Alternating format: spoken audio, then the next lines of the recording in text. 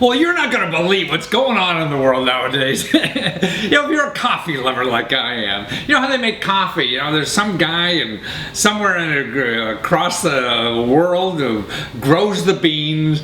The beans are bought by some company. They come to the United States, and there's some big roaster who roasts these beans, and the beans go on the shelf somewhere in the store, and then you buy the beans from the store. You bring them home, and you put them in your kitchen, and maybe you grind them up, or you have the store grind them, and then you make your coffee.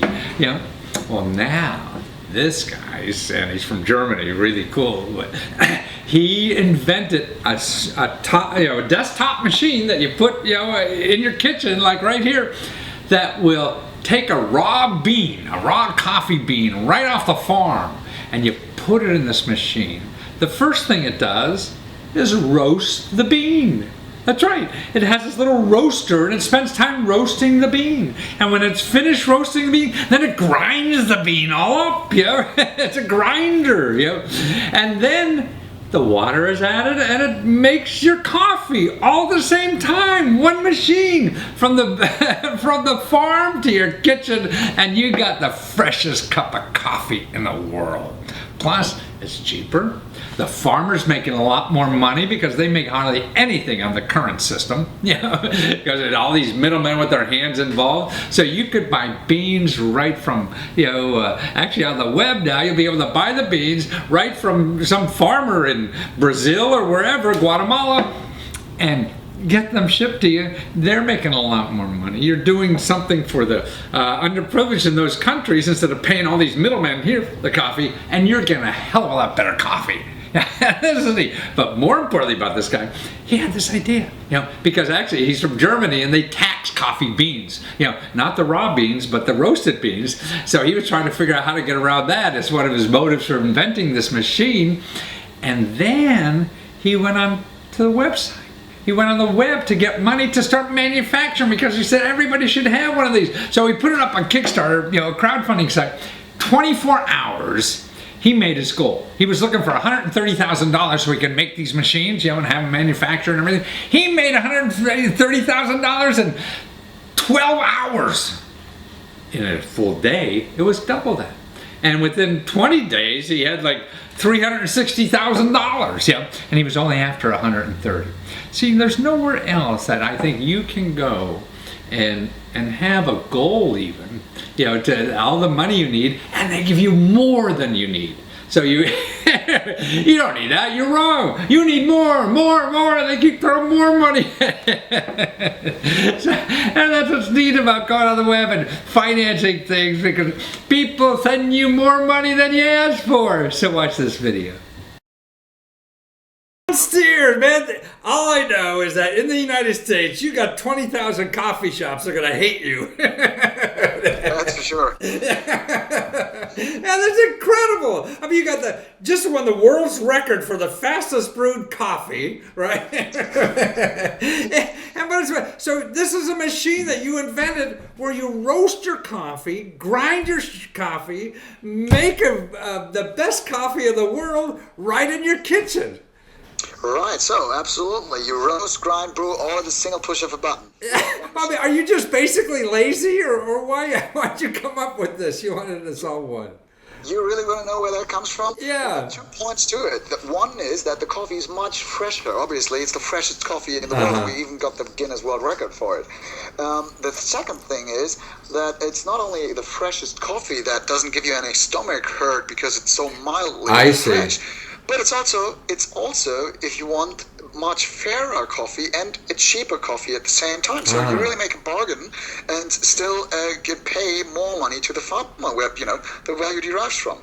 So, I mean, you're right. I mean, what it seems amazing. So the farmer now, we could buy beans right from the farmer, not these 1,500 middlemen and roasters and everything else. Oh, yeah. And the farmer's getting nothing.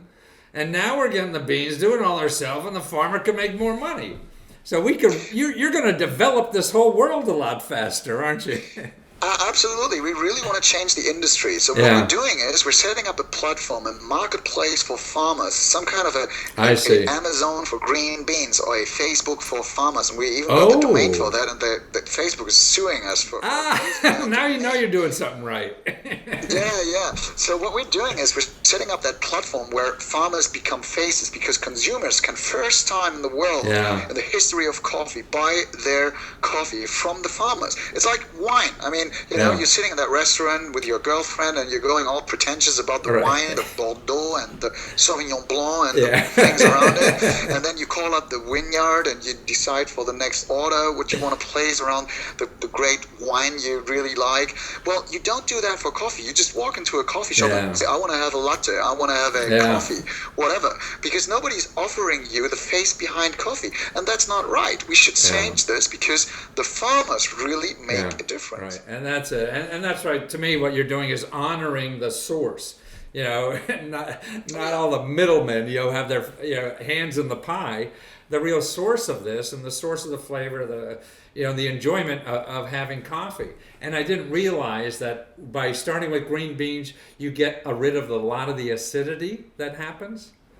Yes, absolutely. The fact actually is when you're looking at pre-roasted coffee, the way Yeah. we drink it nowadays all the time, I'm not saying it's bad to have pre-roasted coffee. It's totally fine. The thing is, when you buy standard coffee in the supermarket, the ones where you think you're really saving money on it, Right. well, it's been sitting there for months, I if see. not years. Huh. It's been roasted 6 or 7 or 8 months before you Wow. even buy it at the supermarket counter, and then they tell you to consume it in 6 weeks. I mean, what nonsense. Well, that's right. That's so you can buy more. That's True. But also, I mean, you've been incredibly successful for raising money on the internet for this. I mean, you went on Kickstarter hoping to get like 130,000, right? And what, you made 130,000 in 12 hours? That was incredible. Seriously, honestly, that was really heavy. I mean, we started off with a Kickstarter campaign, and we prepared so many marketing campaigns and emails, and call friends. We even arranged for friends to call other friends, and those friends to call further friends, and stuff like that. In the end, we didn't even get to kick that off because we hit the green button and got our project live on Kickstarter.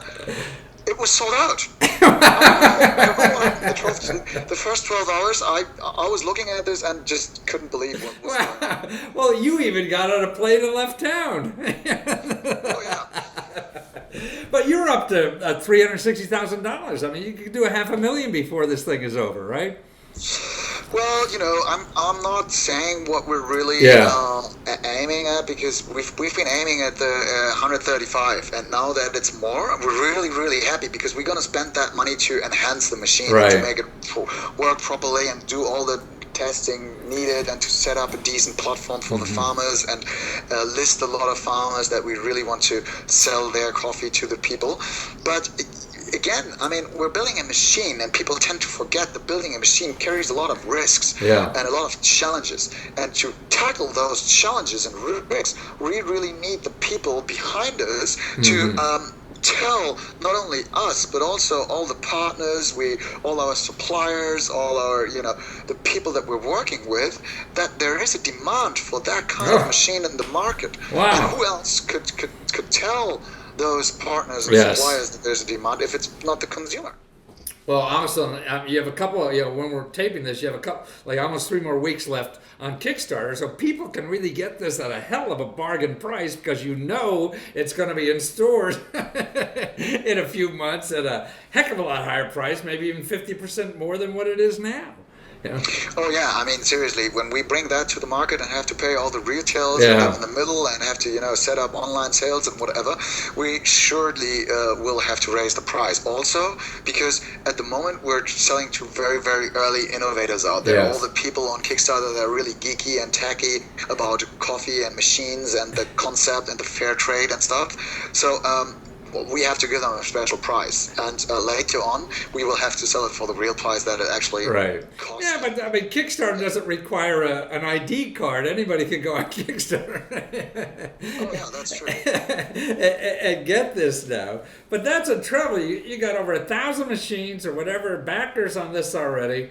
$3,600 to launch your business. You obviously spent a lot of time trying to figure this out in the last year or two, but now to make this thing and to make it reality, to bring it to stores, to bring it to the rest of us, so I on my kitchen table could have beans, right from the farmer and start roasting and having a cup of coffee in the morning, right from the farm. Sure, that's what we're looking at. Absolutely. Yeah. And you know what? You can even save tax on that. Save tax? Why? Well, when you're looking at the coffee prices, I mean, from every dollar spent on coffee by a consumer, there's how much do you think ends up at the farmer? It's like 5, 6, 7 cents. Yeah. So that's not a lot. So we're going to give a lot more to the farmer by the dollar, but we're also cutting out every intermediate. So there's not only all the intermediate cut out so that we don't have to pay their taxes, have to pay their their margin and everything. There's also a couple of countries in the world, and there's actually 5 countries in the world that have a special coffee tax, which does not apply to green coffee. And this is kind of the thing where we're coming from in Germany. I mean, in Germany, it's a coffee tax that's almost 30%. It's €2.19 per kilogram. Really? That's a lot of money on roasted coffee. Wow. Now, guess what? When you buy our green coffee, there's no tax. Wow, I had no idea. So we would just have normal sales tax. So you're selling in countries like Germany, you have a 30% tax on roasted beans. Wow, that's enough. It is crazy. Yeah, that's crazy. Well, no wonder you got motivated to do this. Kind of my background as well. I did tax law before, so. Oh, wonderful. Well, Hans, this is a wonderful idea. You're a smart guy to put this all together and to make it happen and to be so successful in so short a time, particularly on the internet.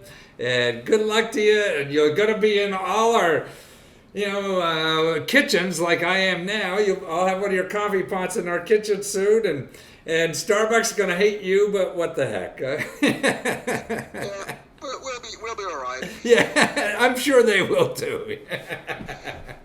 Thank you so much. Thank you. Now, I don't know about you, boy, I'd love to get one of those machines, see how wonderful a fresh bean roasted at home to make your own coffee. Isn't that neat? See, only on the web and the technology is sort of, scrunching the whole distribution system. We don't need all those middlemen because technology is cutting them out and giving more to the people who really making it, like the farmer who grows the beans. He'll be getting more.